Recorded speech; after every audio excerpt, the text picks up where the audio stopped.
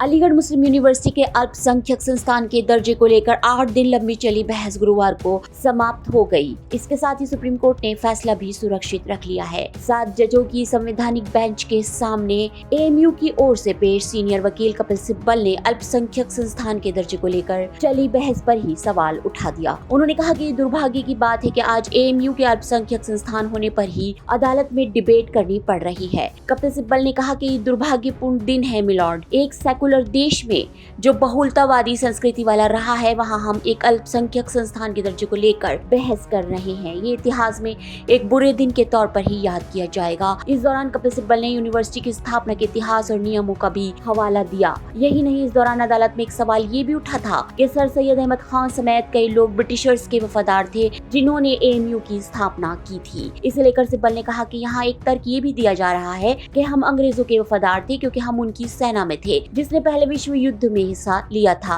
ऐसा ही है तो फिर इलाहाबाद यूनिवर्सिटी और आईएएस अधिकारियों के लिए क्या कहा जाएगा? क्या ये कोई तर्क है? ये सांप्रदायिक तर्क है। यहाँ अहम संवैधानिक सवाल से भटकाने की कोशिश की जा रही है। अंग्रेजों के वफादार होने या फिर स्वतंत्रता आंदोलन में हिस्सा न लेने का ये अर्थ नहीं है कि कोई भारत से भी वफादारी नहीं कर रहा। शायद उन लोगों का कुछ अलग विचार रहा होगा। कुछ लोग उस दौरान आजादी के आंदोलन की बजाय सामाजिक बदलाव में लगे हुए थे। कपिल सिब्बल ने कहा कि हमेशा से 2 विचारधाराएं रही हैं। एक मत उदारवादियों का रहा है जो मानते थे कि एएमयू में पश्चिमी शिक्षा मिलनी चाहिए।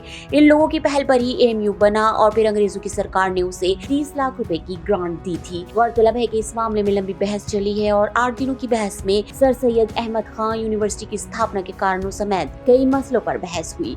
इसके अलावा आरक्षण का मसला भी इसमें उठाया गया है। Bureau report, ST news.